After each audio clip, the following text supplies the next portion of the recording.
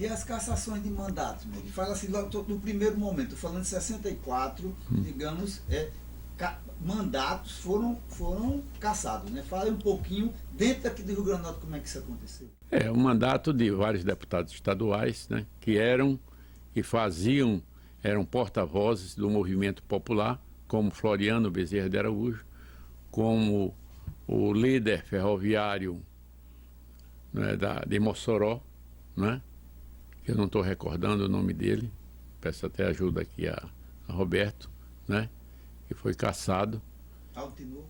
Aldo da Fonseca Tinoco, né, que foi um líder nacionalista. Porque, se tivesse mandato, era se tivesse mandato que fosse uma voz a serviço das ansiedades populares, né? O temário da reforma agrária. Luiz Maranhão é suplente, né? Luiz Maranhão, exatamente. Do PTN, era uma coligação de partidos, né?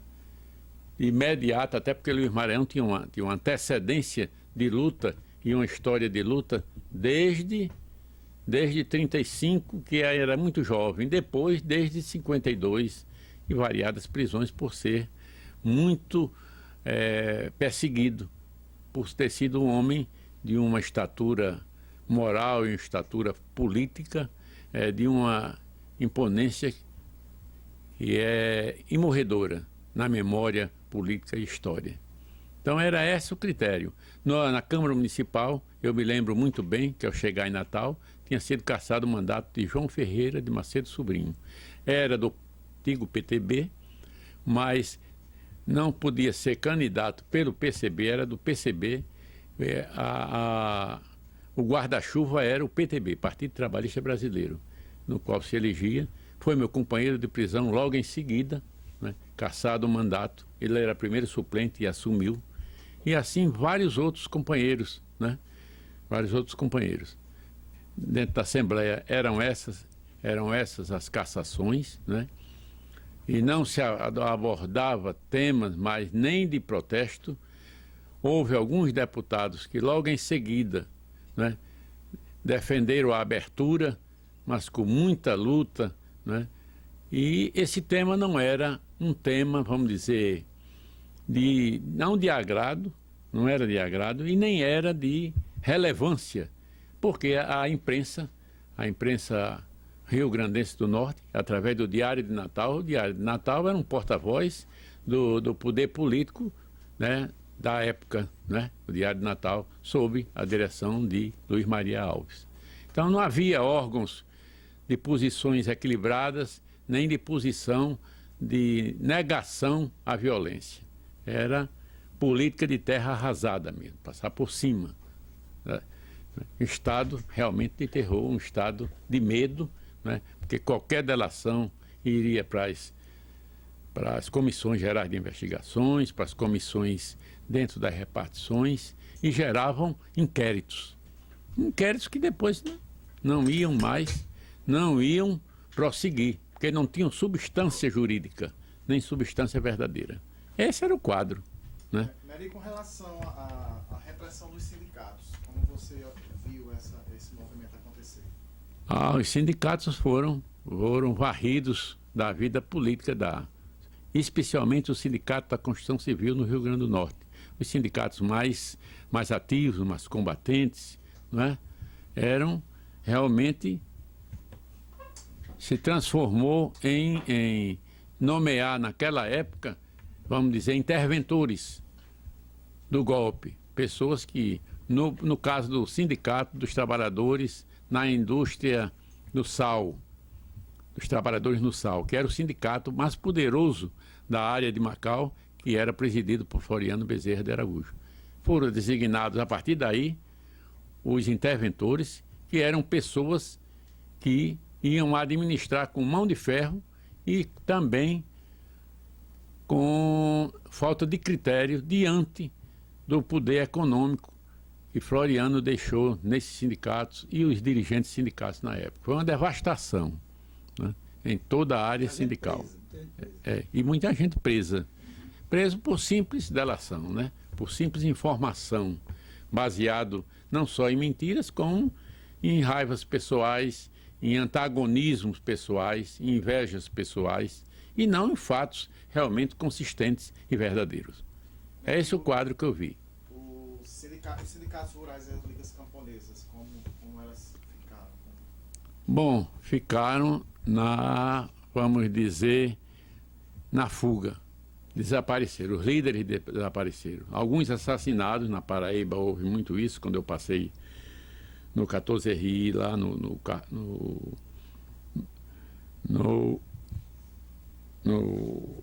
14RI, 14 Regimento, 14º Regimento de Infantaria, e em outros locais, quase todos os líderes foram, não só assassinados, e muitos ainda, e alguns ainda não foram apurados, não sabe.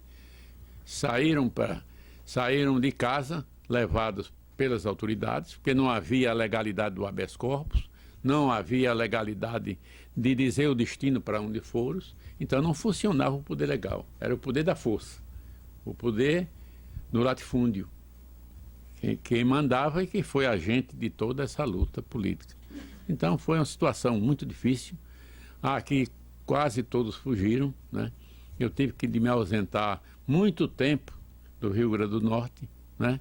Andei por todo o Nordeste e só fui preso em setembro de 65, quer dizer, após o golpe, após um ano mais ou menos após o golpe. Mas o estado de terror permanecia e, ao ser preso, eu reencontrei vários companheiros e vem a história que quase todos sabem, está aí nos documentos, né? Aos 22 anos, ou quase 22 anos, eu fui preso, né, na Casa de Detenção do Recife, e passei por vários quartéis, vários locais de repressão. E essa é o resumo, né, dessa parte do protagonismo, né, que eu tive na luta política, né? E a repressão na Prefeitura de Natal, Mary, foi muito em cima dessas questões de educação popular e de pé no chão também, né? A questão da conscientização, né? Fundamentalmente sobre isso.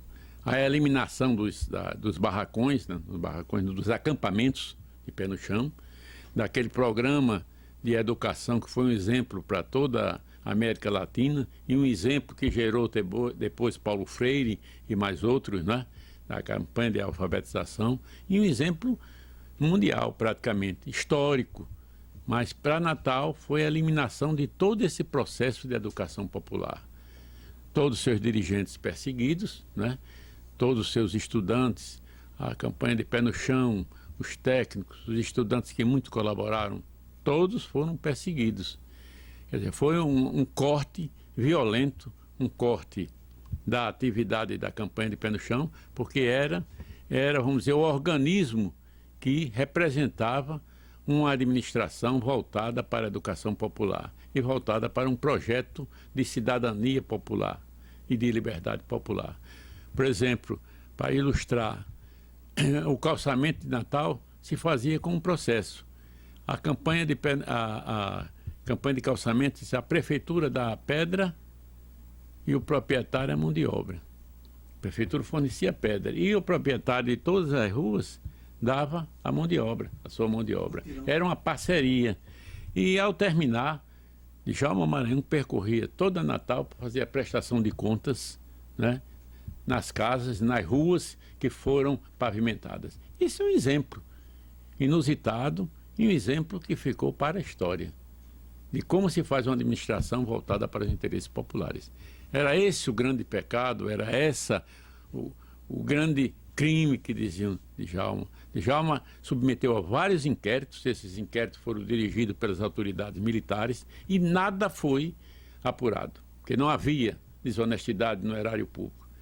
Havia, sim, prestação de contas totalmente concluídas e uma administração que nada fez de anormal ou de afronta ao erário público. Muita perseguição e demissão, né? De gente assim mesmo. A gente falou até agora no início, né? No decorrer, muita gente foi demitida pelo governo estadual, federal e municipal, né? Muita gente, Simplesmente por ser partidário e às vezes por ter uma opinião, um lado, ou dizer que essa administração, né, não é obrigada a mentir. Essa administração é uma administração consciente e uma administração que promoveu a revolução em Natal, através da educação, através da aplicação dos recursos públicos e através de ir ao encontro da ansiedade popular, de um governo que representasse a democracia e a consolidação das liberdades.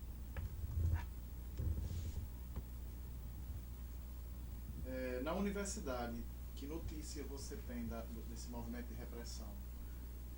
A universidade, eu não, ao votar em Natal, não presenciei, mas tem documentos que conta isso, né? Foi uma supressão, suprimir as liberdades democráticas no mesmo estilo de violência, de cassação, de corte às liberdades democráticas do que houve na sociedade potiguar, dentro do âmbito da universidade. E o estímulo, vamos dizer, medíocre, mesquinho da delação a quem não partilhava das mesmas ideias. Nós sabemos que a universidade é o centro de efervescência das opiniões, é o centro de cultura, de discutir as coisas. A universidade não é para dizer amém às coisas e nem ser amordaçada. Mas no pensamento, após o golpe, as perseguições foram baseadas nisso, na divergência e na diferença das opiniões. Diferente do Estado de hoje, em pleno governo progressista, que você pode ter as suas opiniões e discutir as opiniões. E onde é o fórum discutir as opiniões? As universidades, os sindicatos, as organizações sociais, as redes sociais hoje que discutem abertamente as suas opiniões e o debate público.